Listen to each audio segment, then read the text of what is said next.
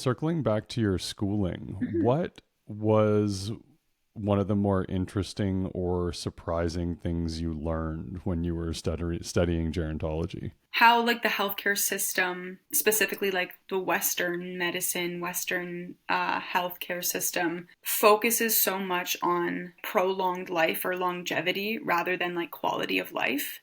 And there were so many discussions about their life being prolonged when they were not actually having a fulfilling or good quality of life. And so much of why that happens isn't because the person wants to hold on, it's because the families can't let go.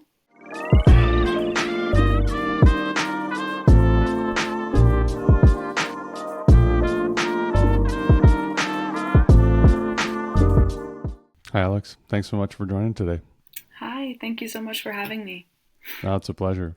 Why don't we set the context for this conversation by telling me what your educational background was like and a little bit about the work that you do now? Sure, yeah. So I went into a program at McMaster University, just social sciences. I had quite literally no idea what I wanted to do, much like many people who enter undergrads. Um, and yeah, I ended up in my third year majoring in gerontology and health studies, which I did not realize was going to be my passion. And yeah, in that time of my life, was able to access lots of different courses and studies regarding or relating to death and dying, which furthered my interest in end of life care. And so that really kind of got the ball rolling for my internal reflection of like my own relationship with my own death and the death of others around me. Uh, and so yeah, after my undergrad, I moved out here to Victoria and um, got the ball rolling with hospice volunteer work. And I got my end of life doula certification through Douglas College. And yeah, and I've been, yeah, very, very much engrossed in all things death and dying for the last, yeah, 4 or 5 years of my life. And I'm now currently working in hospice care as a healthcare aide. And yeah, 5 years ago, I had no idea that this would have been my life, and it is. And yeah, it's been a crazy, crazy journey. That's beautiful. What drew you? I mean, besides your education, and maybe that was where the spark came from, but what else drew you into end of life care at a seemingly like fairly young age? Yeah, so in my, I want to say my third year of university would have been, yeah, around like 20.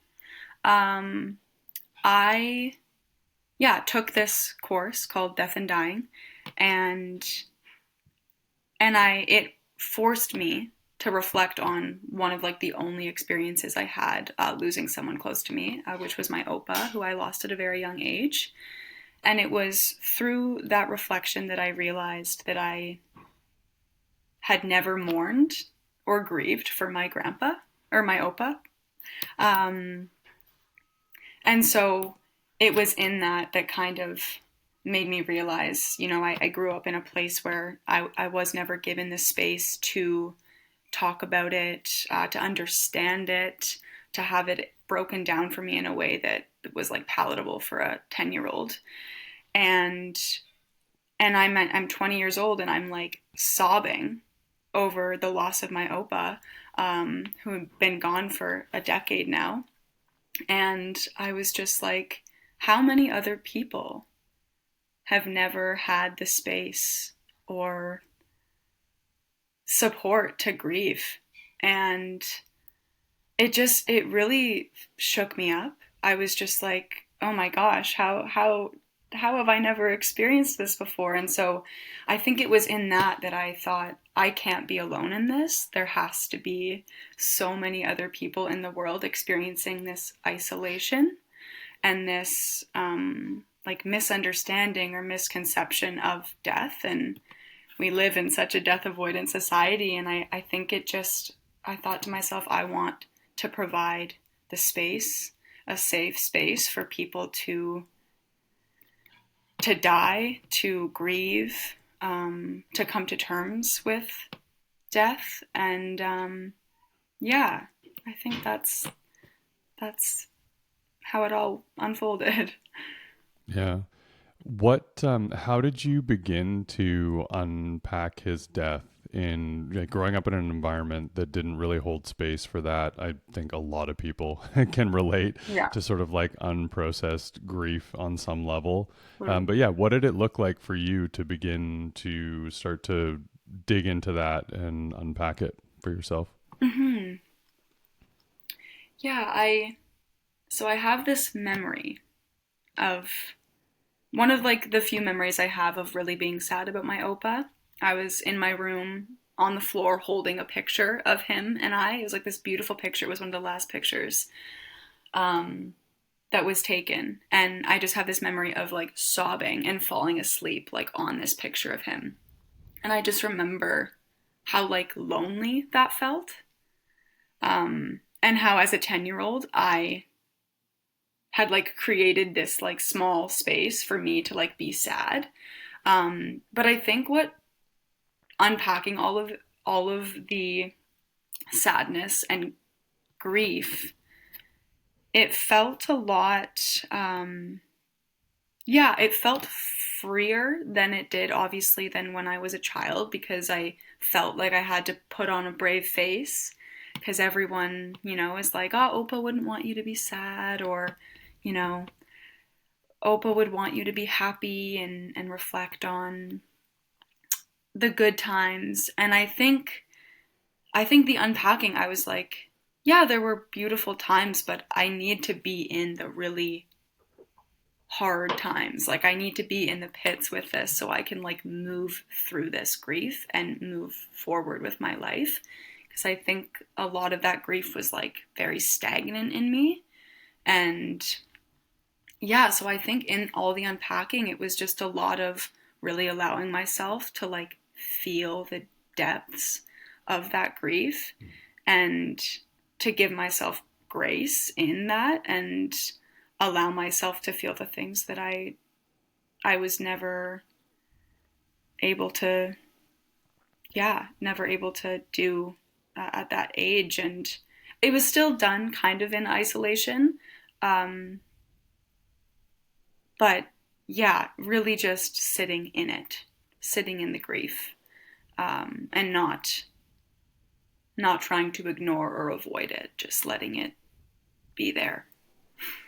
Yeah, something I think most of us can get better at, Yeah. especially, like this seems to be a big conversation and, colloquially referred to as like the manosphere, where it's like, men trying to feel their emotions more and have Hmm. more capacity to hold space for themselves and others in things like that. And Yeah. yeah, and it's funny, like I don't shy away from showing my emotions, but I also recognize that very similarly to you, I did a lot of my intense grieving when the house was empty and I found myself alone, right? Yeah. And not Yeah. on purpose. It was just like I guess that's where when I feel safe, right? And Totally. yeah, Yeah. but sitting with those feelings can be deeply uncomfortable. Um, Absolutely. yeah, but you can't really move through them without that piece of it. Yeah. I was curious, circling back to your schooling, Mhm. what was one of the more interesting or surprising things you learned when you were studying gerontology? Um, well, I think, I mean, a big part of my program was kind of learning about like how like the healthcare system, specifically like the Western medicine, Western healthcare system, focuses so much on like prolonged life or longevity rather than like quality of life. And there were so many discussions about, you know, people being on life support or feeding tubes or just their life being prolonged when they were not actually, um, yeah, having a fulfilling or good quality of life. And so much of why that happens isn't because the person wants to hold on, it's because the families can't let go. And that I found to be so interesting because so infrequently are the person or the people who are dying asked, "Hey, do you want to be alive? Do you still want to be here?"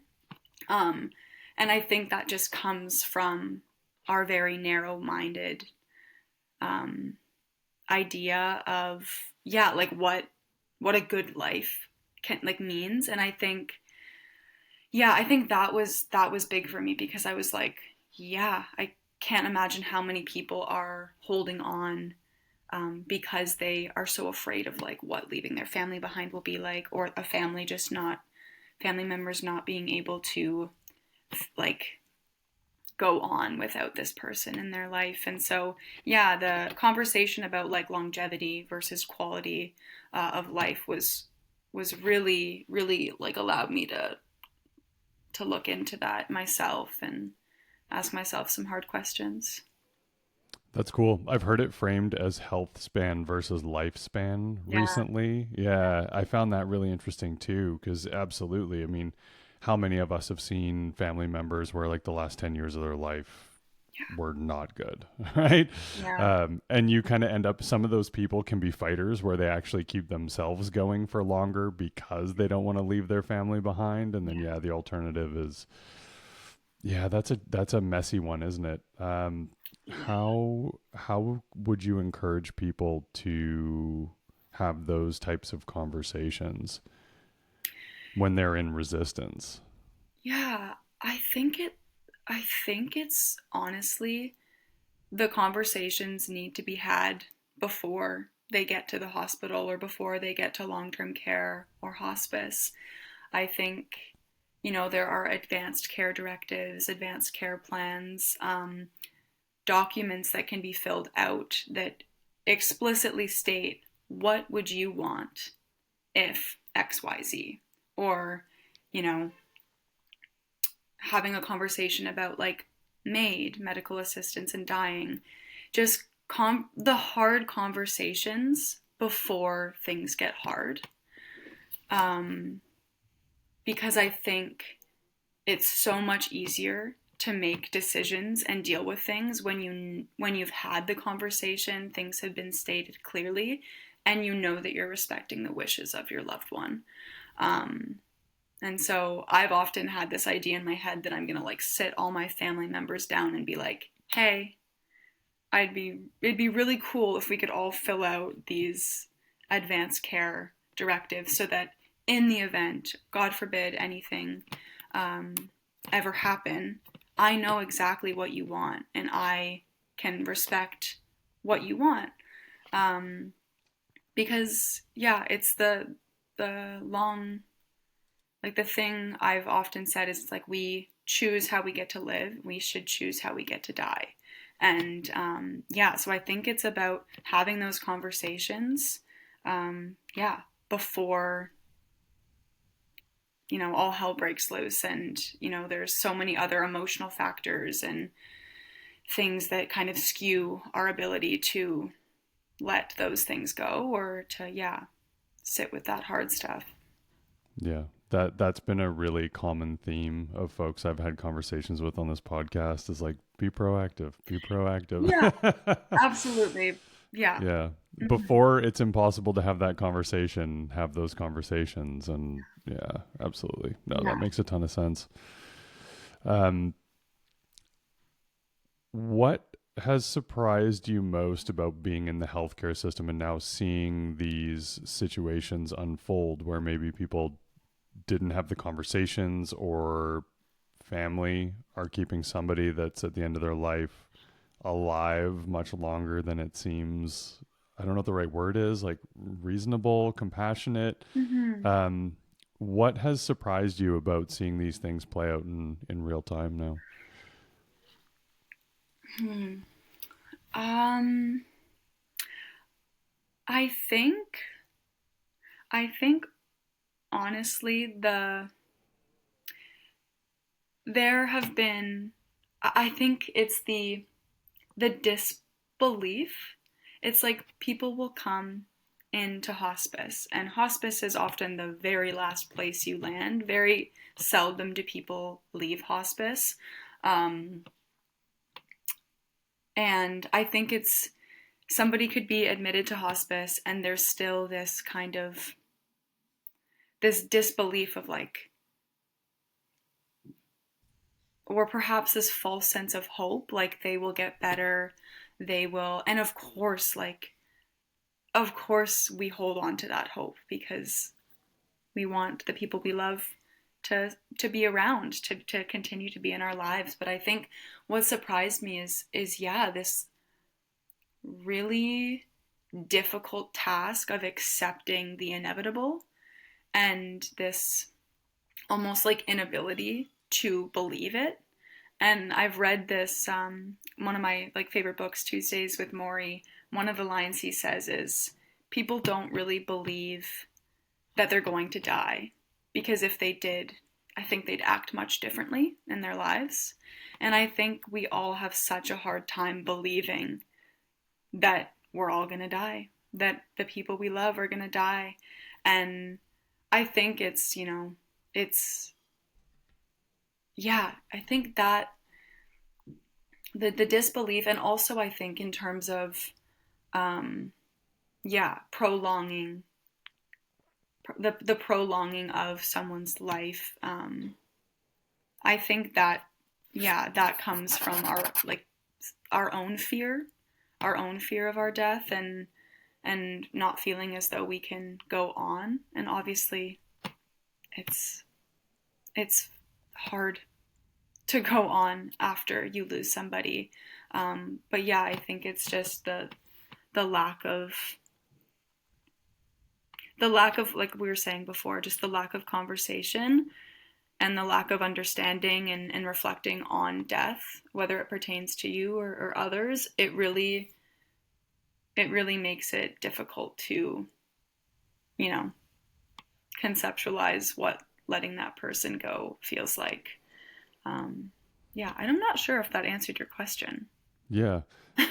How different would some of those situations be if both the person passing and the person at their bedside had spent time Hmm. reflecting on their own mortality and the impermanence of everything we know and love, you know? Yeah. Yeah. That's a tough one for people. I don't have it up yet. I'm meaning to put it right there, but I got this poster called 4,000 Weeks. Have you ever heard of this? No. So you basically pick the number of years you think you're going to live, Hmm. and you put in your birthday, and they send you this poster with all these little boxes on it, and it's your life in weeks. And every week you fill in another box.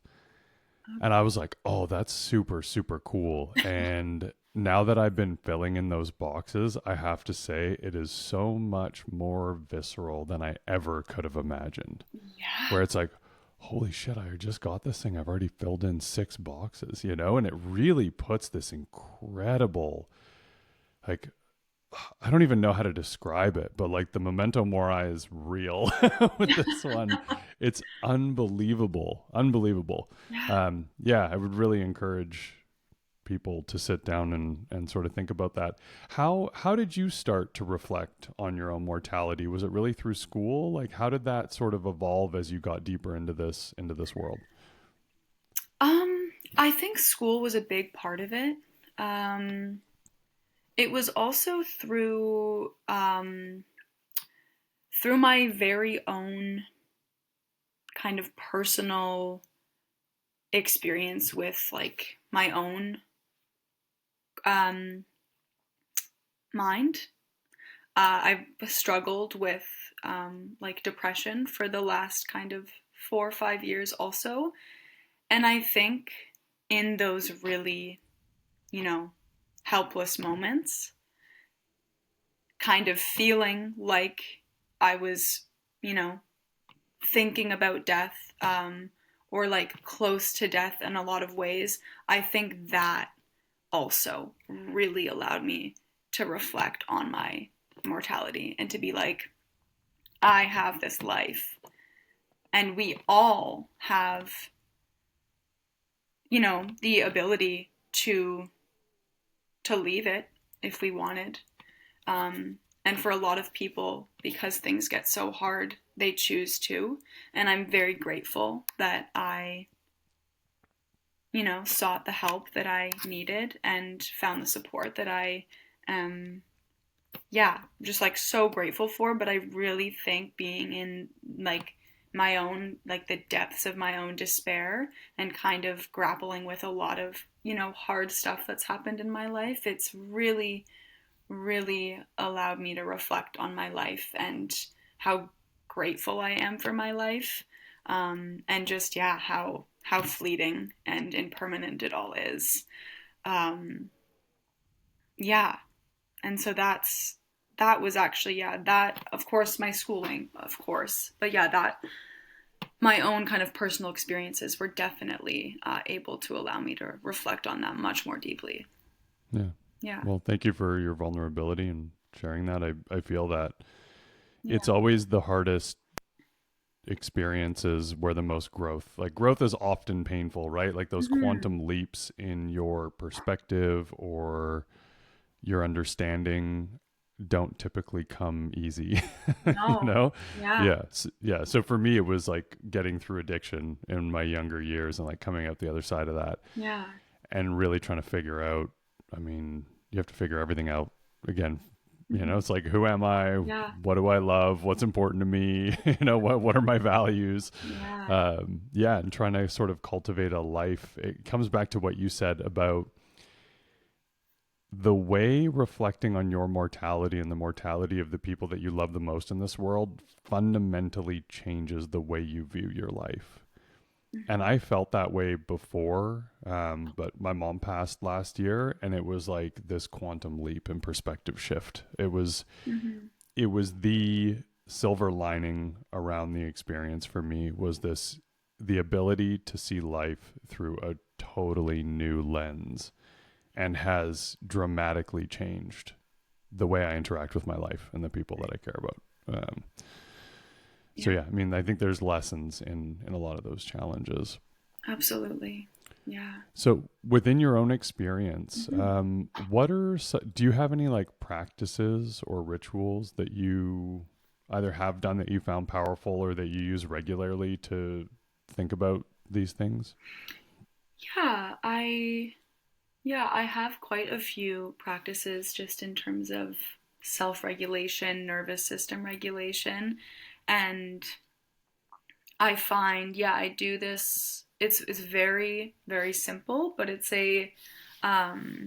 called like a dorsal nerve exercise or meditation. I would call it more of an exercise, where you simply lay down on your back and you um, move your, like, you leave your head still, but you move your eyes completely to the left side, like you're just like look all the way left, and then you wait for either a sigh or a yawn, um, or a deep breath to come through. It's so simple, but it truly, if I'm ever kind of, you know, overwhelmed or, um, yeah, just needing a moment to be like, I need some regulation, I'll just lay down and do that. Also, just like box breathing, you know, 4 breaths in, 4 breaths out. But yeah, I think just being on the floor too, like just like getting low to the ground, just, you know, it sounds silly, but it's like I feel the most grounded when I'm like laying on the floor, obviously. And so yeah, that and yeah, fresh air, walking, um, yeah, very simple things. I used to kind of put a lot of pressure on myself to, you know, meditate and, you know, sit on the ground and be silent and still for 30 minutes. And I've really realized that like meditation is so broad, and you can find stillness and you know, you can meditate in so many different like areas of your life. And I think once I stopped putting that pressure on myself, um, being grounded and like finding that like present moment awareness became a lot easier for me. Yeah. Anything can be a meditation if you let it. Yeah, I exactly. use doing the dishes actually. I turn that into yeah, I turn that into a meditative practice, to be honest, because it's Yeah. like I just feel resistance to this thing that I inevitably have to do every day of my life. Like my resistance to it is ridiculous, so I started using that as a meditative practice, and it totally changed the way I view it. Of course. Um, Yeah. I want to hammer on something though. Your thing about being on the floor and being grounded. I am a huge proponent of like hanging out on the floor. Like throw a yoga mat out and Yeah. just one of my best friends, I remember telling him, I was like, dude, there's truth on the floor. Like you will find truth on the floor. And Mm-hmm. he was like, what the fuck are you talking about? And then he started doing it and he's like, oh, he's like, okay, I get it. I get it. When you're just quiet and whether you're stretching or breathing or just laying, Yeah. yeah, it's a beautiful place to just get quiet and Yeah. notice your thoughts, notice your perspectives, get in touch with Mm-hmm. your body. Yeah. Yeah, Yeah, it's absolutely. very powerful. I know it sounds so like I so know. rudimentary, but yeah, it's incredible. Yeah. Um, so besides having proactive conversations that help you understand what your potentially aging loved ones or even just people close to you want at the end of their life, Mm-hmm. how else would you encourage people to start reflecting on their mortality? Yeah. Um, I think, yeah, the way I've thought about it a lot is that, like, and I'm sure this is not an original thought by any means, but um, I think a lot of the fear of death comes from, like, the fear of life and getting to the point where you are like saying goodbye to earth and then you are reflecting on your life and realizing that you didn't do the things that you maybe like sought out to do or wanted to do, or you have regrets or, you know, relationships that you wish you made amends with or amends to someone. um, and I think like, yeah, I wrote this thing once where I was like, um I don't want to die before, or what it I don't want to wait to die to make peace with the life that I like never bothered making peace with, or something along those lines. And I think like, yeah, I think it's just about truly looking inward and reflecting on your life, the relationships that you have, the values that you have in your life, and really asking yourself, like, you know, sometimes it's a bit cliche, but like, if I were to die tomorrow, would I be okay with this day being my last day? Or would I be okay that that interaction that I just had with somebody is my last interaction? And really kind of like looking through your life through the lens of this could be it. Um, and I think that can be so powerful. It can be obviously a lot harder. It's a lot easier said than done to really kind of reflect in those ways. But I really, yeah, sometimes I think it's worth just being like, is this situation the situation that I would be fine being in, knowing it was my last, you know, day, my last whatever. Um, and yeah, I think too, just we had talked about previously death cafes, which are an incredible resource or like outlet to discuss topics of death and dying, not even, you know,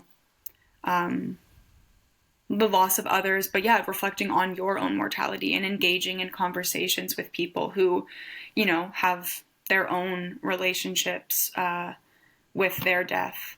And I think, yeah, just kind of like feeding off of other people's experiences or fears or like reservations, I think is super, super helpful as well. Because there's definitely things that you need to reflect on internally and like independently, but I also think that there are so many ways to like find solace and peace in the fact that we're all going to die with others, like through community, through mutual exchange, through storytelling. And yeah, I think there's value in both for sure. So much to unpack in there. I've been really obsessed with this idea of like, do you really want what you want? Mm. You Mm-hmm. know, like having that reflection of being like, do I want this because I was trained to value these things growing up? Or is this what actually makes me feel expansive? So, like, my framing Mm-hmm. that's fairly new in my life, like within the last year and a half, is like, does this make me feel expansive or does it contract me? So, energetically, Mm-hmm. how does this impact me? And I found that a really interesting framing because, excuse me, as I would say, as like a fairly typical male that's like not super emotional, high or low, Mm-hmm. it can be hard to understand where I'm feeling these emotions are coming up in my body. And I find that's a really sort of like rudimentary way to be like, is this an alignment for me? Like, do I feel physically better or worse in engaging in this thing? Mm-hmm. The Death Cafe thing is super interesting. And my assumption is like, you start dipping your toes in this water and soon enough you'll be swimming. Right? 100%. As you start to reflect more, new questions come up, new contemplations come up. You can hold space for new conversations. Mm-hmm. Yeah, it really does kind of take on this life of its own.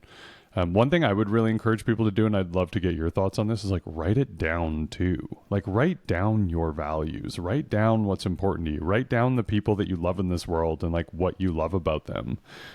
And just have this like pen to paper reflection Mm-hmm. of what really feels meaningful. Can be a super powerful exercise too. Do you do something similar or? Yeah, I have a pretty good routine of journaling.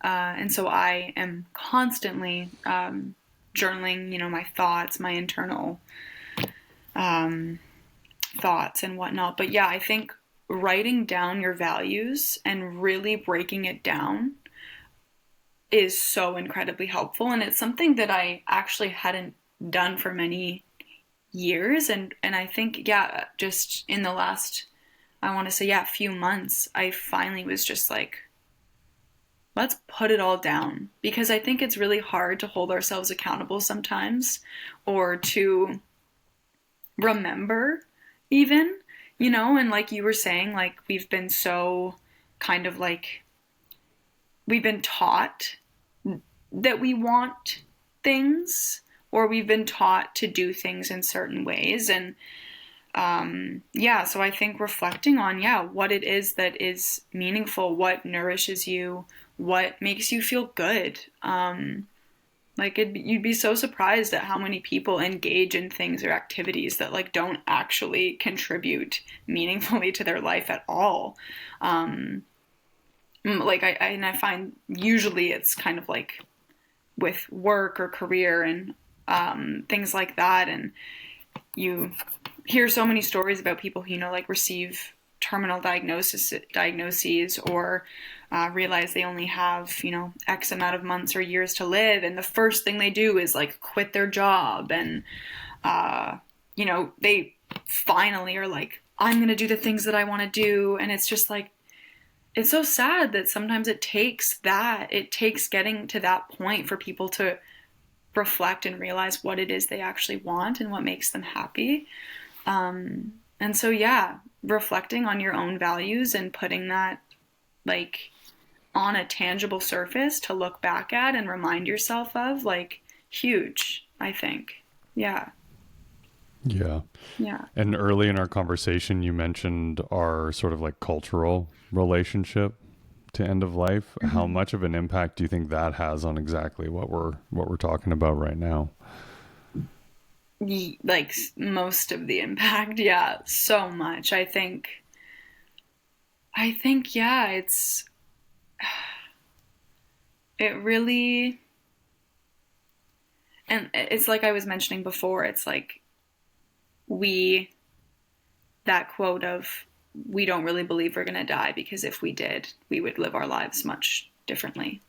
And I think, yeah, it's that lack of reflecting on death, acknowledging that we are all, in fact, going to die. It's like when those thoughts aren't circulating, you don't think about, the mundane things that you're doing in your, I go to work and I work 9 to 5 and I don't have the time to do the things that I love, or I used to play this sport, but I don't anymore. And I don't know, I think it's really easy to kind of get stuck in this, in the expectations that are like set for us, or in the, yeah, and it feels sometimes impossible to like escape that. But I truly, truly believe that like engaging in the conversations of mortality and the inevitability of all of us leaving at some point just changes so much. It changes perspective. It changes the lens through which we look at our life through. And yeah, I think it's so valuable to talk about the thing that we all have in common, that we're going to Mm-hmm. die. Yeah. Yeah. I've been really obsessed with the idea of our lack of community in North America. And like, I mean, I had a really interesting conversation recently with a woman who was the director of care at a long-term care facility. Mm-hmm. And she was Filipino, and we were talking about the cultural differences. And I was just like, man. And it, like what I've seen in other countries, like Mexico's a great example, Mm-hmm. you've got people have far less. There's, extended family in a house hanging out. Everybody is so happy and they have so much less materially, but like they're Mm-hmm. so much more emotionally rich. Yeah. And we've been trained to, you know, value beauty in women and earning potential in men, and that's like what our whole culture is sort of Yeah. oriented around. And it just like we've lost the plot in so many ways, because when you reflect on your own mortality and you really start to get honest with yourself about what is meaningful to you, Mm-hmm. what you love, and like what you actually want to spend your time doing, it might require you to rethink your value system. It's like, oh, I really actually like want to do this job. Like that would feel super satisfying, but I'm going to make way less money and I don't know if I can do that and blah, blah, blah. Right. Yeah. Yeah. It's like a very fundamental shift that it feels like we need Mm-hmm. to deal with this better for ourselves and for the people that we care about and for our community as a whole. Yeah. Yeah. Absolutely. Absolutely. Given that you're inside the healthcare system, Mm-hmm. what do you think the system does well?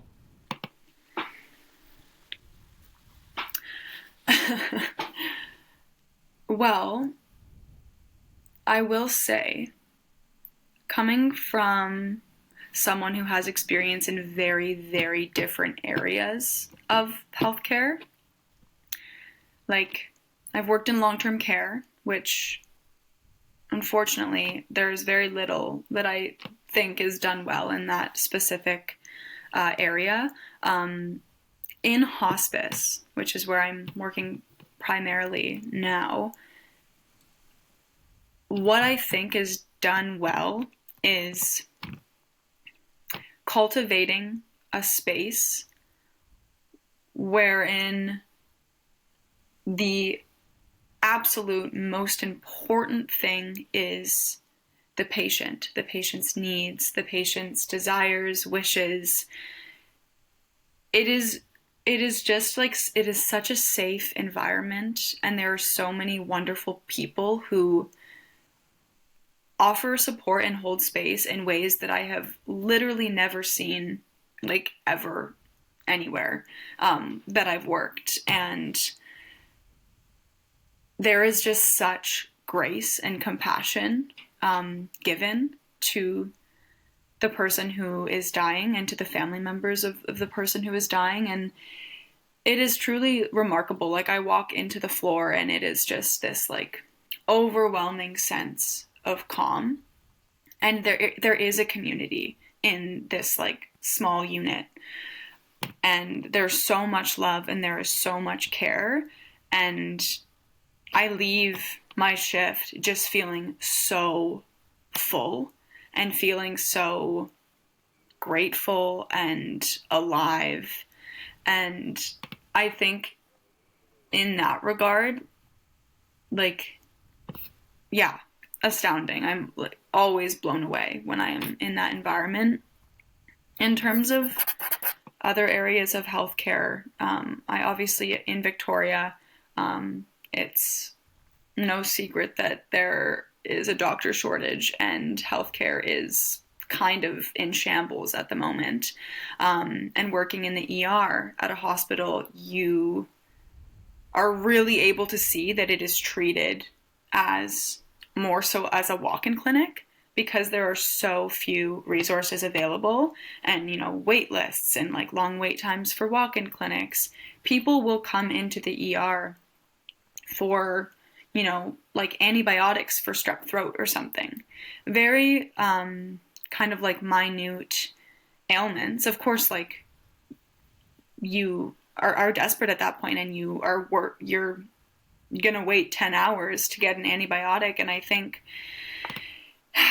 in that way and in the ER, the mentality is very much like you want people to be discharged as fast as humanly possible because of this intense wait and this intense demand of patient care.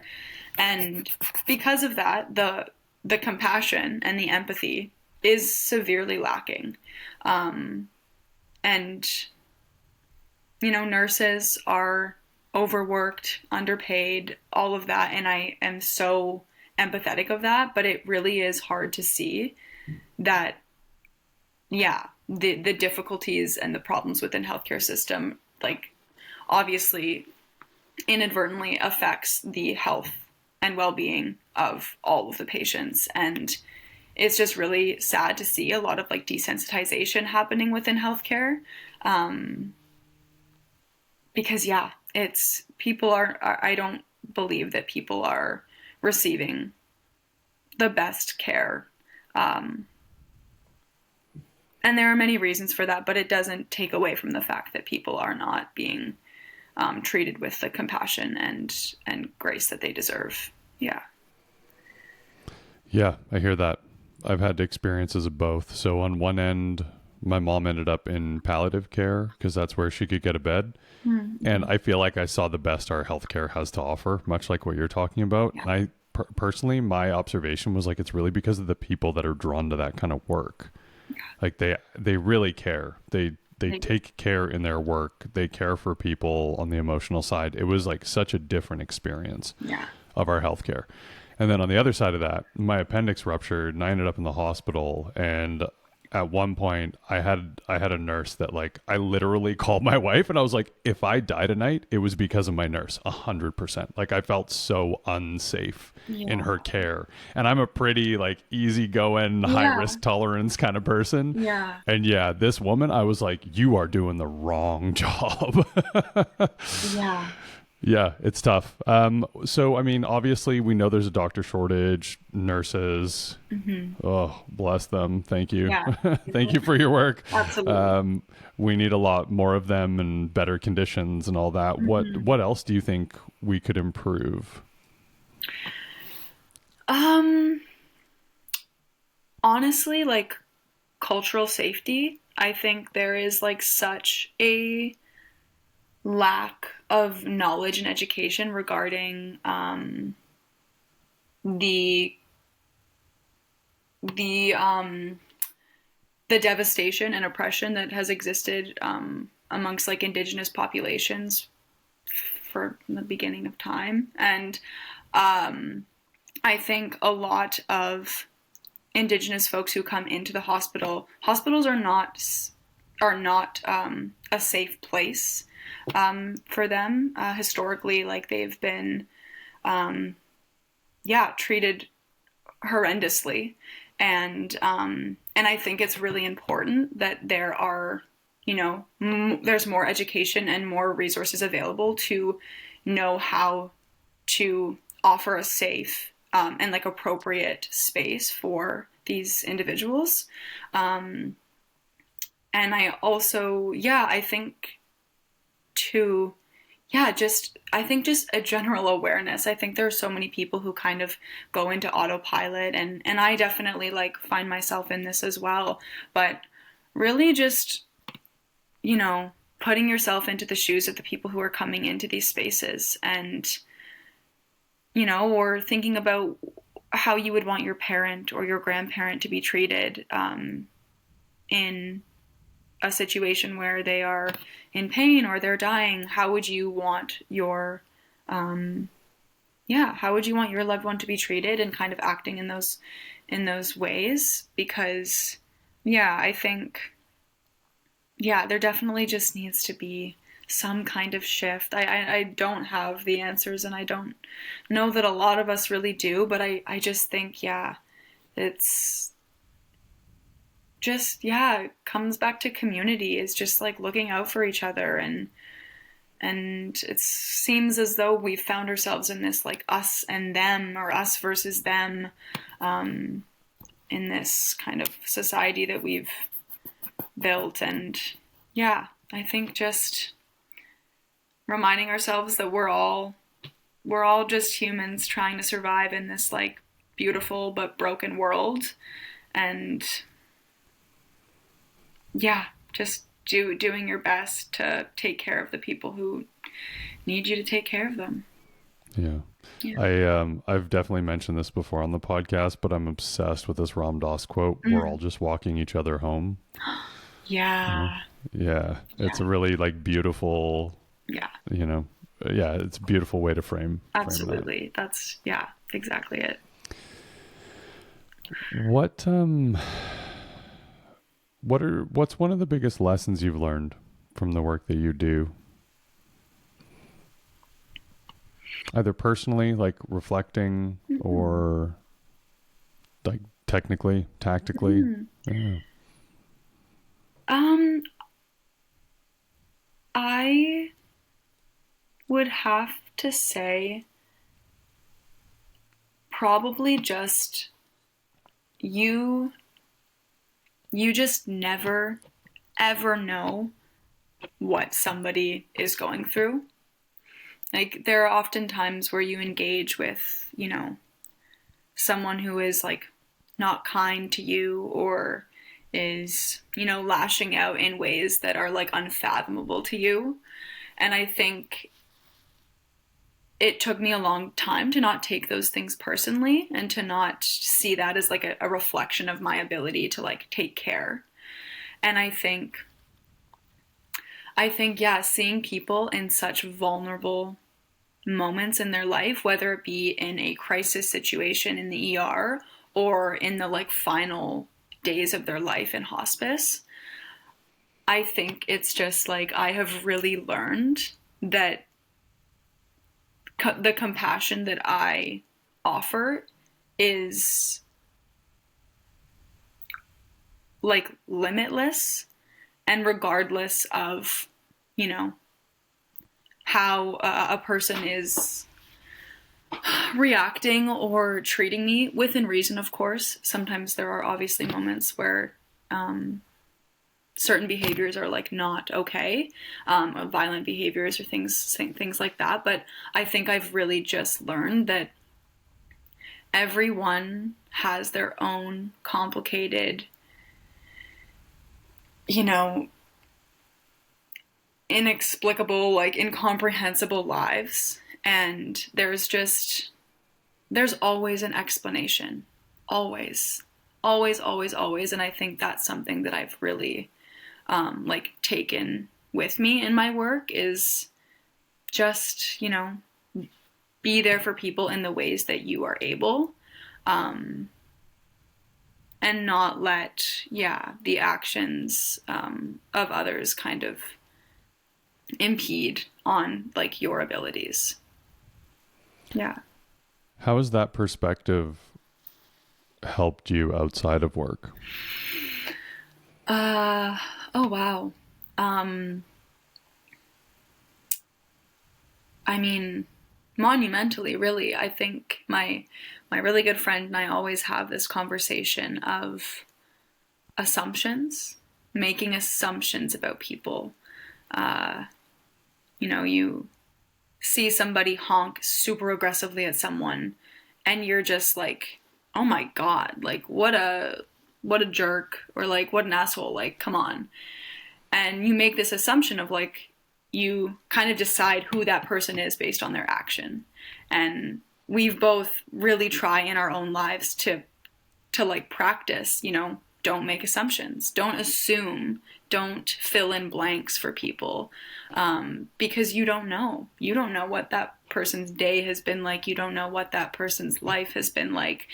And they actually do say that a lot of people with like repressed emotions often like road rage is the way that so many people are able to like release and express their like heavily suppressed emotions, which I mean makes a lot of sense, but that's how like a lot of people actually yeah, release that. And so yeah, I think it's been really important and like valuable for me to kind of not make conclusions that aren't mine to make about somebody or someone. Yeah. Yeah. Yeah. I think about this the Zen teacher that I followed forever says you want to be like a stone under the river where like you're immovable and the water just rushes over you kind of thing. Yeah, I like that. Yeah, it can be hard. It can be hard to hold space for people, but yeah, this teacher that I follow, he always says nothing is as important as your peace. Yeah. Right. And like trying not to be reactive. And a friend, actually, this is kind of ridiculous, but a friend told me a long time ago, I wasn't like vocally getting annoyed, but I was just following this incredibly slow driver. And my friend could tell that I was just like, just a little bit on edge about it. And he's like, hey man, he's like, pretend that's your grandma in front of you. I've never forgotten that. Every time I'm behind a slow driver, I'm like, it's just my grandpa, you know? Yeah. Yeah. Super interesting. Given you're around like death so regularly, is there anything in particular you found yourself reflecting on recently?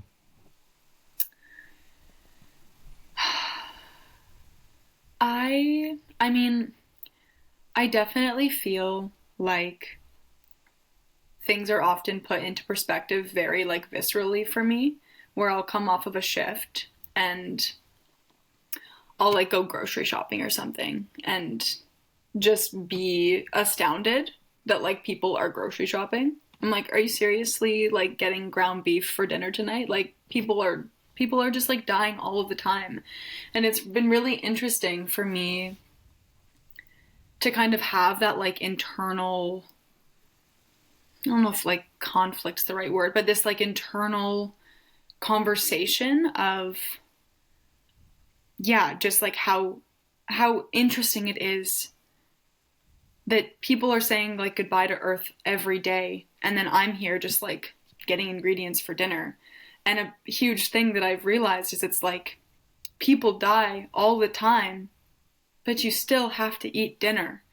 And it's like this idea of the world doesn't stop. The world just keeps going, and I think that's sometimes the hardest part of it all is it's just like how is everyone just like going when my life has been completely ripped from under me. But I think yeah, it's just that like in a silly way I always remind myself, I'm like, you still have to eat dinner, you're still a human being, you're still here, you still are a living breathing human. And you just start doing the best you can.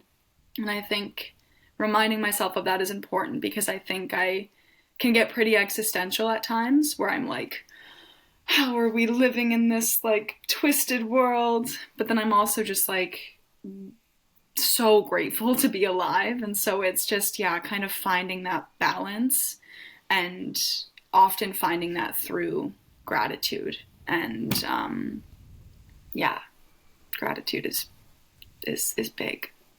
Oh, I feel that so much. One of the hardest ways to learn the lesson that you're talking about is when you lose someone you love and how quickly the tactical shit starts happening right after. Mm-hmm.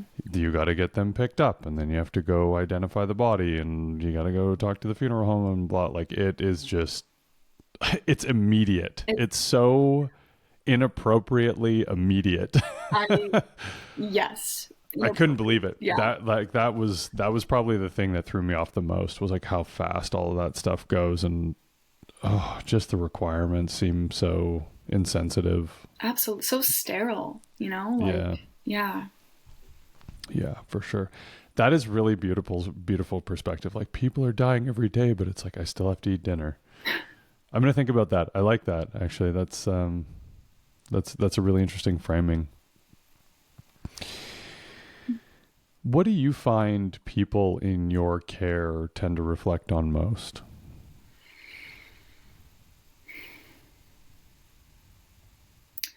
You know, it varies so incredibly. Um, I think I think what I've noticed perhaps the most is the fear of leaving their family behind. Like, those reflections, those like not knowing where they're going. That's like a huge question all the time. Is I get the question of, do you know where I'm going?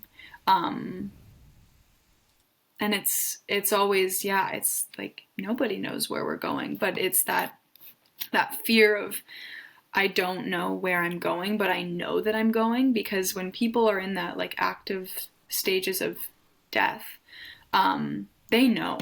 They're not like, I think sometimes we think that there is maybe some like ignorance or oblivion when people are dying, but they absolutely, undoubtedly know that they are leaving. Um, and yeah, I often find that the reflections are, yeah, that of fear, the fear of the unknown, and the fear of like, what will my family do without me, or I need to get these arrangements in order. And I remember the last thing my Opa said to me was, we're gonna like get you a bank account set up. We're gonna like, he was talking because my Babsha and Opa owned a bed and breakfast, so he was like trying to get all these things in order. And I really think so many people just like don't want to leave behind their family without, yeah, I don't know, like helping. Or I think that's a huge thing. And then also just, I mean, you do hear a lot of people in their like deep in regret, you know, having severed or, you know, tumultuous relationships with family, and wishing and hoping that, you know, their son or daughter would come to visit. And there's so much, there's so many complicated, dynamic situations when it comes to family. And yeah, but I would have to say, I really do, although the fear is a big one, at the end there is always this kind of like, you sense and feel that they have succumbed, that they have accepted.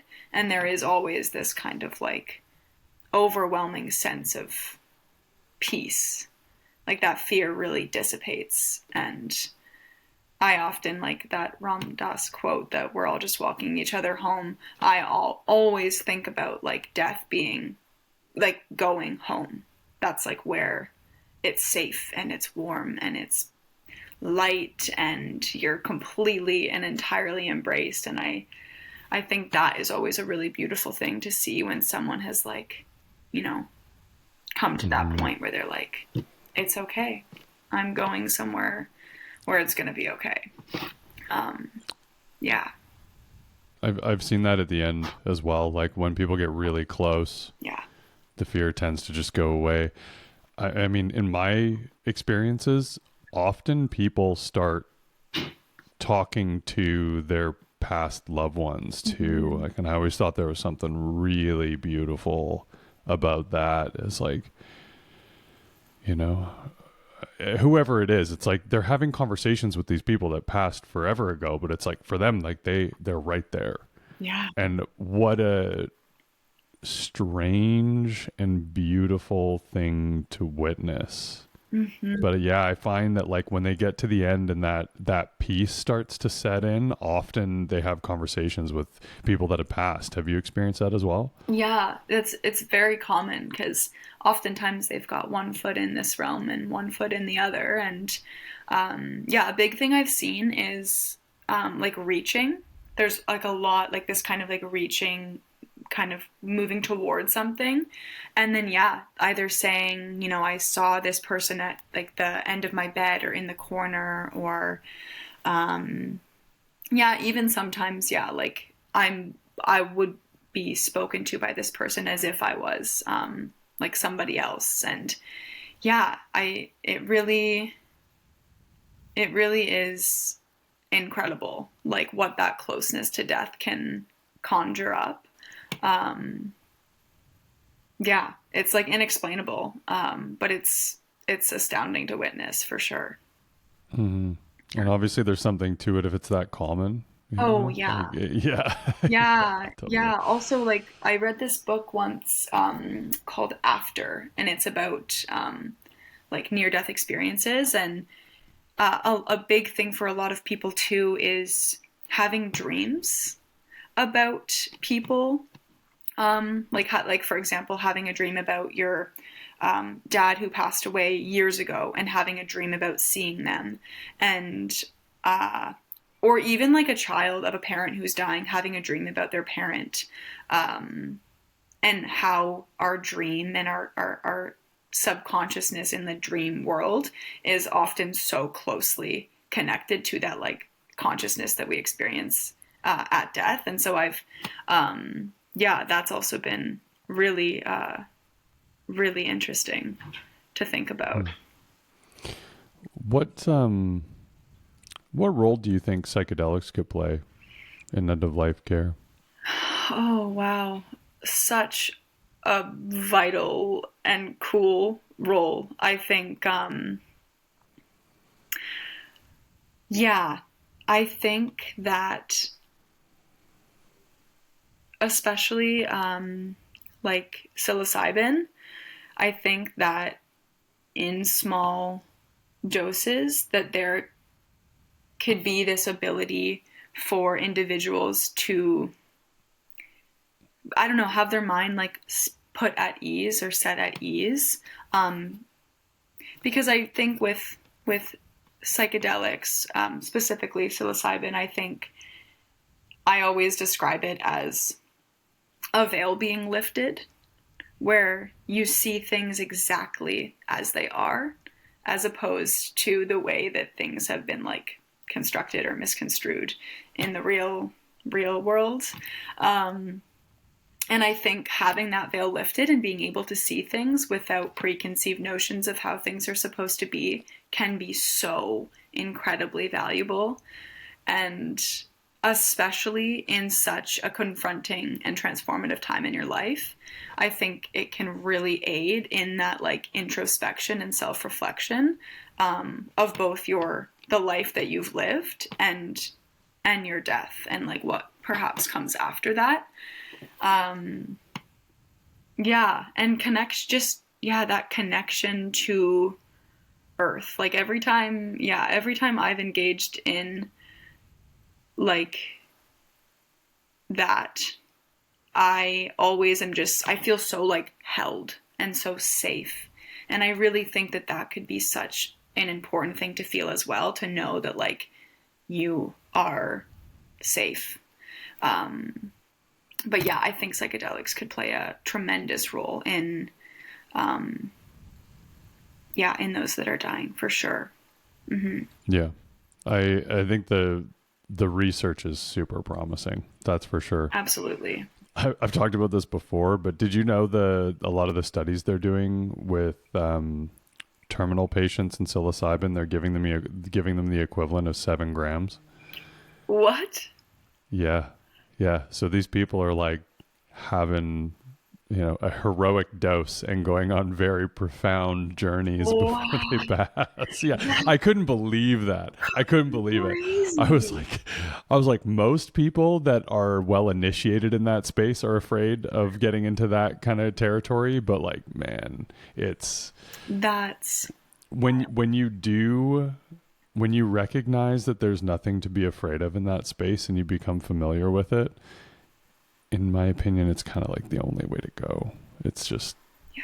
yeah, but I couldn't believe that they're given like, a Well, 70 something grandma that's got terminal cancer, like Jesus, the yeah. equivalent of 7 grams of psilocybin and just like shooting her off into the ether. But, Seriously, that's yeah. wild. But I mean, I'm sure their journeys were quite profound. Oh, yeah. It was like 90 something percent of them reintegrated saying that they have way less fear of dying. Yeah. Yeah, which is not surprising at all. I No. mean, you go into that space and you're like, oh, it's, oh, like it's okay. Yeah. I guess for me, like I imagine that place that you're in that altered state. Like I imagine that's where we go when we die. Yeah. It's like when you experience like legitimate ego death and you have just dissolved into the ether for 3 hours, Mhm. it's a very profound experience, and it's incredibly jarring and full of friction reintegrating into like this reality. It's weird. Yeah, it's Totally. hard to explain to people that haven't experienced that, but yeah, Yeah. I think there's probably pretty tremendous value to those experiences for everyone, Yeah. and particularly for those at end of life that might have some resistance or regret or whatever. Yeah. Like you said, that veil just gives you this clarity of perspective with zero judgment behind Yeah. it. It's really beautiful. That Yeah, is. I am a far better human because of those experiences. Like I journal every time I'm in that space or Mhm. afterwards, at least in a major way. And I'm like, this is literally like my life Bible Yeah. on how to be the fullest, most fulfilled version of myself. Yeah. It's interesting. It Yeah. is. Yeah. Um, where do we go from there? Mhm. Actually, you know what? I've got an interesting question. How do you see the attitudes of men and women differ when they reach like your level of care? Hmm. Um, I would say, I mean, in terms of the vulnerability, I think, because obviously, like as a care aide, I assist with personal care, toileting, like very, very vulnerable things with individuals. And I often find that men are much more resistant to that, ashamed, embarrassed by that. Um, than women. I think, of course, like there are like that being in that vulnerable space with somebody that you don't necessarily know can be very confronting and very evoke like very visceral feelings of shame because it's that loss of autonomy. But in terms of that, I would definitely say that there's more resistance from men than women. Um, and I mean, the fear across the board is pretty similar, I would say. Uh, I think I think the men are more often like independent.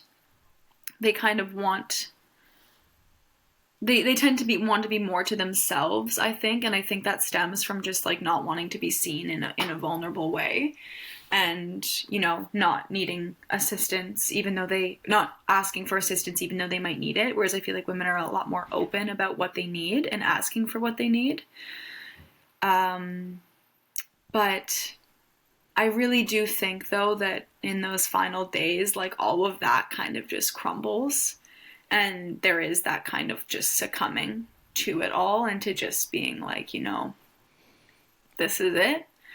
And there is that like almost surrender. And but yeah, I think those would probably be the main differences. Yeah, I mean, socially it sounds Yeah. sounds about right. Sounds Doesn't about it? right. Yeah, absolutely. Yeah. Yeah. I'm curious to see how the philosophy of men changes as like our social conversation changes, because it does feel like there's been a big shift and some kind of weird balance where it's like we've gone from everything is toxic masculinity more to like masculinity can be beautiful and should be embraced when displayed in sort of the right air quotes way, but at the same time like a lot of men are talking about being more in touch with their feelings and trying to understand their emotions and be better communicators. And yeah, it's interesting. It Kind of a is. seems like a kind of a strange time for men these days, to be honest. Yeah. But yeah, we don't have like rites of passage or any sort of I don't know, there's a lot of 30-year-old boys out there, you know. It's interesting. I wonder how, I guess it comes back to the social thing we were talking about earlier, Yeah. right? Yeah. Totally. Yeah, how do we change the conversation in our community in a way that fosters a different experience for all of us? Yeah. Yeah.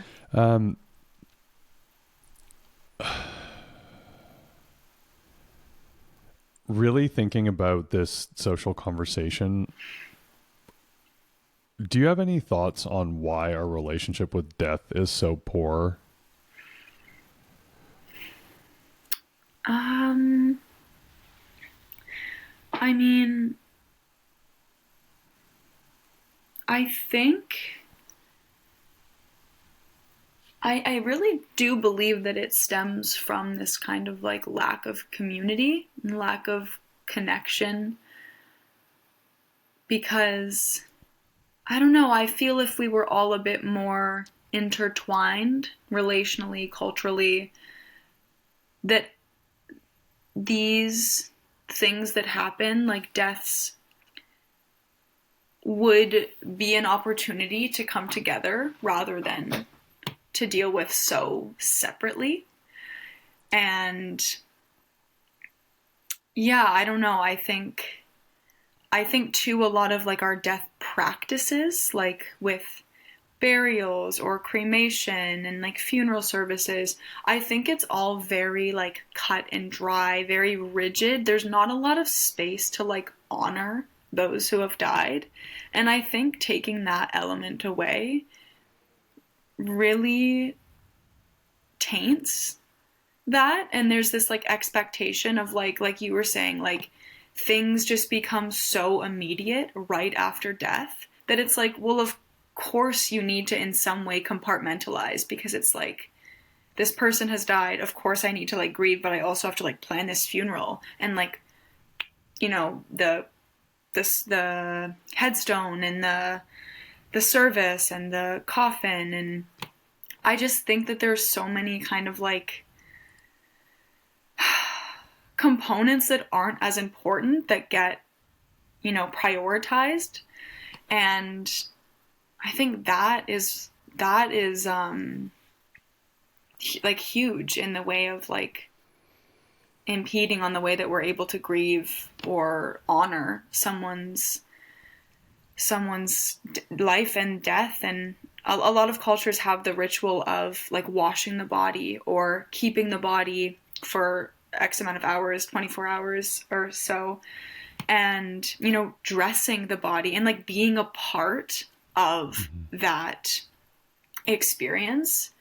And I think because we don't operate that way, mostly, I think that also just really kind of takes away from our ability to really like be there with death and be there with the person that we love.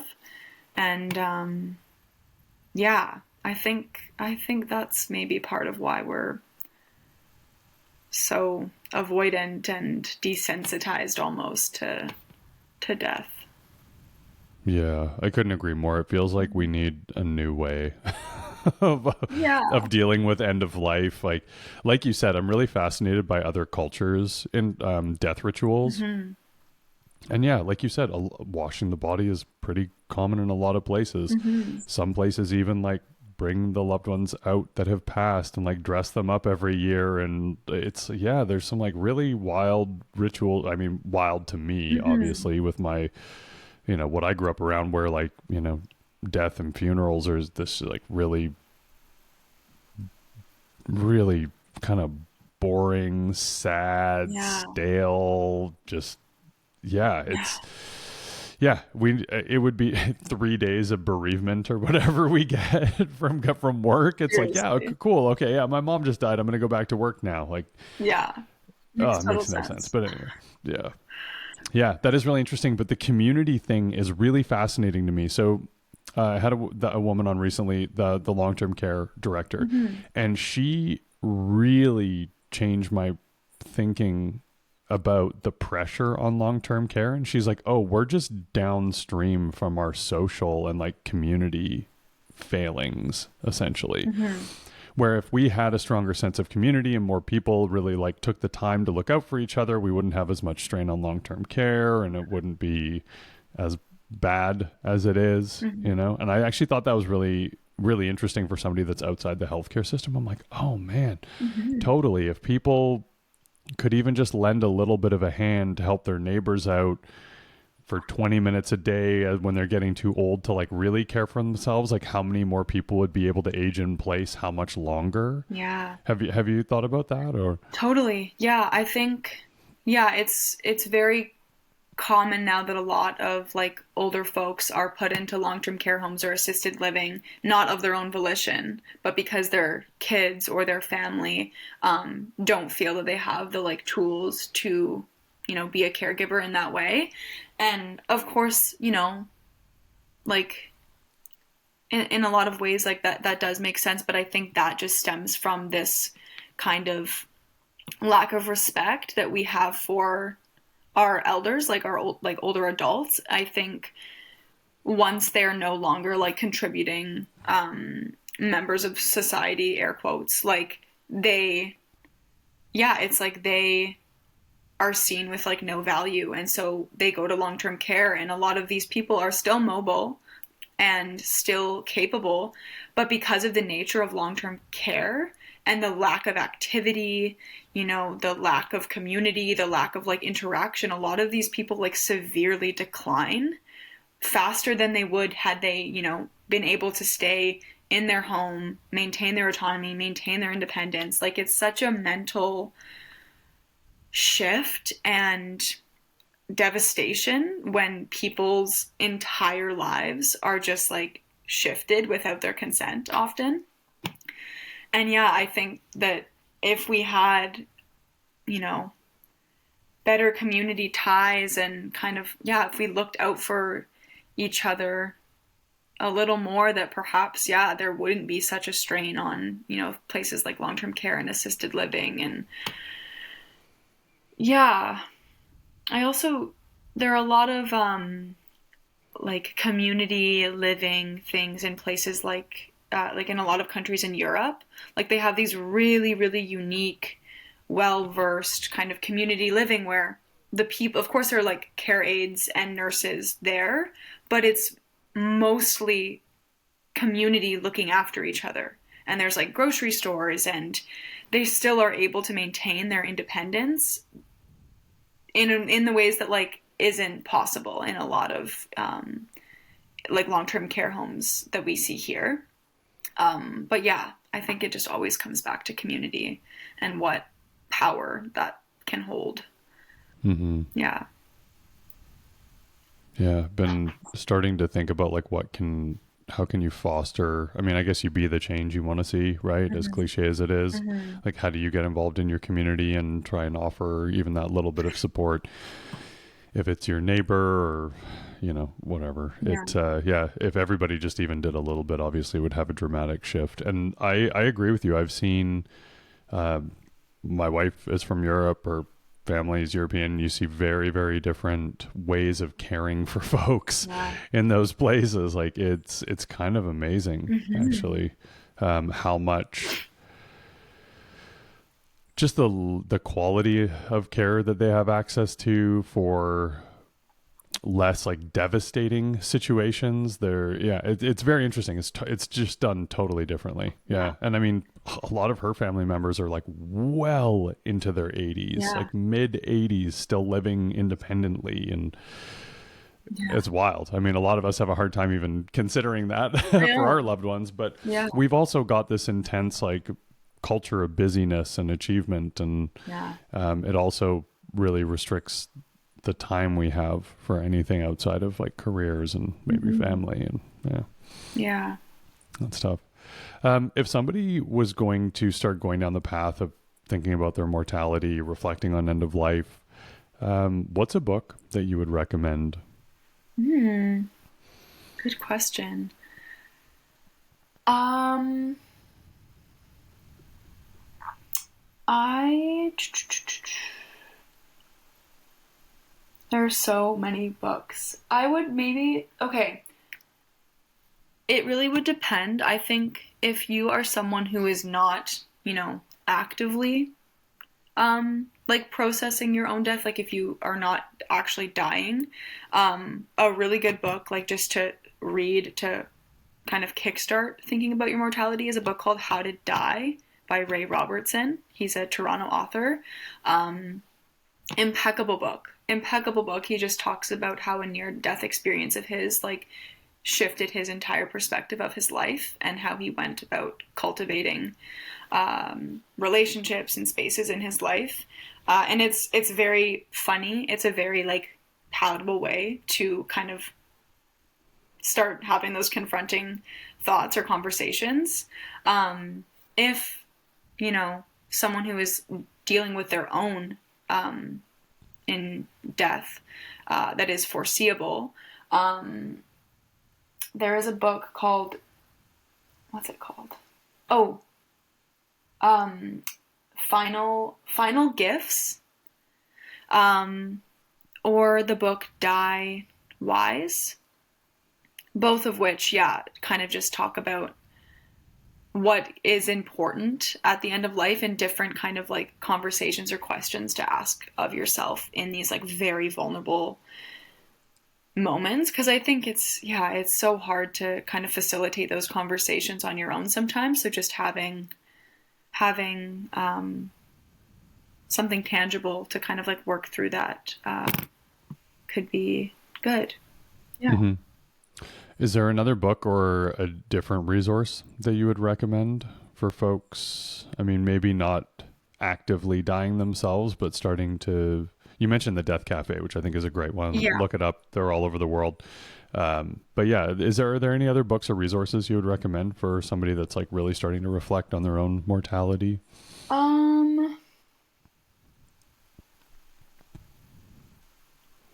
Yeah.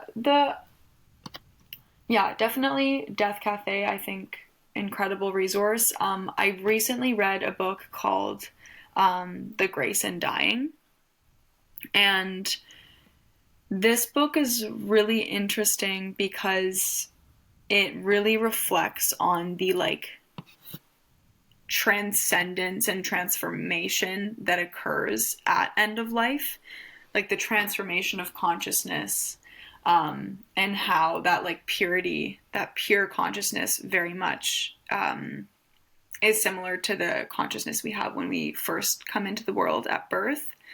And it's really interesting. It's more of a like spiritual approach, but I think that it offers really, really profound insights on like the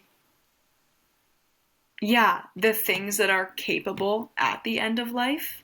The things that you're capable of thinking about or reflecting about or coming to terms with when your ego is like slowly, being dismantled, because there are just some things that we are incapable of comprehending or thinking about because our ego is very much intact. And so this book is just really interesting in the sense of like really diving into those like different forms of consciousness and what can come about from such like powerful transitions in life, whether that be birth or death. And so that one was really cool. Definitely a heady book, but like probably one of my favorite books I've read on death and dying.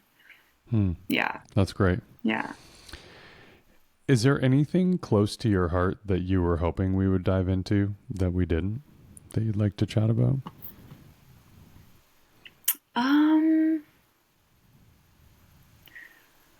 I don't think so. I mean, I'm very, very passionate about MAID, medical assistance in dying. But that is its whole own box of frogs. And Oh, I'm super happy to unpack that. It is like a common thing that's come up on the podcast, and like I've had my own experience with it. So yeah, I mean, maybe share a little bit about the role you see that playing in healthcare and just in our culture in general. Yeah, I mean, I think it's such a valuable thing that we have, that we have integrated into our healthcare system. It's obviously been legal in Canada for quite some time now. And Victoria is actually, I think Victoria has had the most MAID deaths in all of Canada, I think. I'm not sure. Yeah, I'm pretty sure in all of Canada. I read Stephanie Green has a beautiful book called This is Assisted Dying. And it's just kind of her journey in MAID from the very beginning, like her own journey with assisting patients die in that way. Yeah, I think of course there's like a lot of controversy that comes with something like this, but I am such a firm believer that we should have as much control as possible in those like final days, months, years of our lives. And I think it is like such a dignified thing to offer somebody. Like I said before, we choose how we get to live. We should choose how we get to die. And I think it is just a really incredible resource and thing to have access to if you are, in chronic pain, if you have a terminal illness that is irreversible. I think it's so important that people have the option, whether or not somebody chooses to use it, chooses to die in that way. I think just the fact that somebody has the choice, the autonomous, independent choice to decide how they want to die, when they want to die, why they want to die. I think that's just so powerful to be able to choose that for yourself.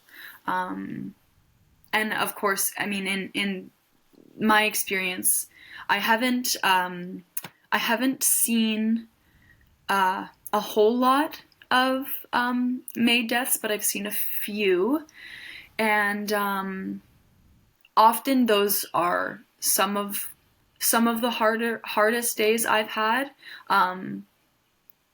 mainly due to family dynamics, because oftentimes there are varying opinions, difference of opinions, and that can be exceptionally difficult. Death on its own is, gut-wrenching and devastating, and to add another layer of kind of difference of opinion and conflict during such transformative time in everyone's life, it can be really, really hard. And so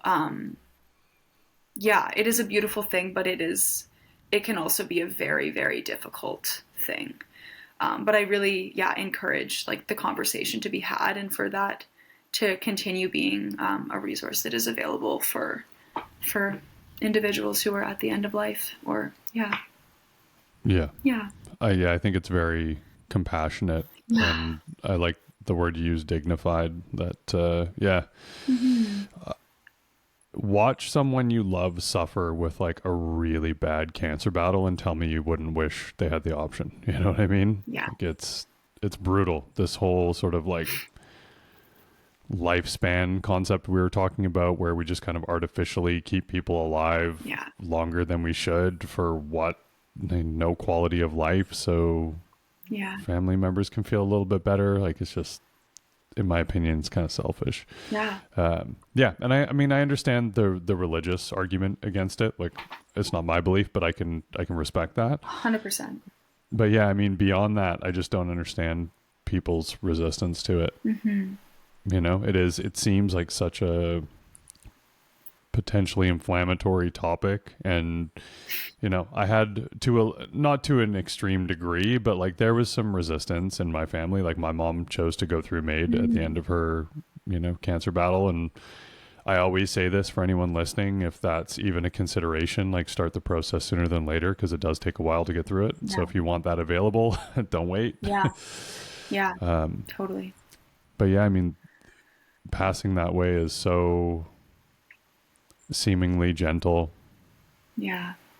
And surprisingly quick. And if you're lucky enough to choose, you probably got family around you too, right? Yeah, exactly. So yeah, no, I thank you for bringing that up. Yeah. It is something that is dear to my heart as well, because of my experience with it and having family members that have had very, very difficult diseases at end of life that yeah, you would wish they could have pulled the plug when they were ready. But I didn't know that Victoria had the most. I mean, that's interesting. Yeah. That's interesting. We do have sort of like our own little culture on the island. I mean, island vibes are a real thing anywhere you go in the world, right? Yeah. But yeah, we definitely have like a very sort of down to earth, outdoorsy, grounded community as a whole, I would say. So yeah, that's interesting. Yeah. Beautiful. Well, I think that's an awesome place to wrap this up. Alex, this has been an absolute pleasure. Thank you so much for your time and coming in. Really enjoyed the conversation. Yeah, thank you so much. It was an honor to be here, so appreciate you including me in this. Yeah, well, keep encouraging people to have those conversations sooner than later, and I will definitely be attending the Death Cafe conversations coming up. So Lovely. I'm sure I'll see you there at some point. Perfect. Look forward to it. Thanks, Alex. Thank you.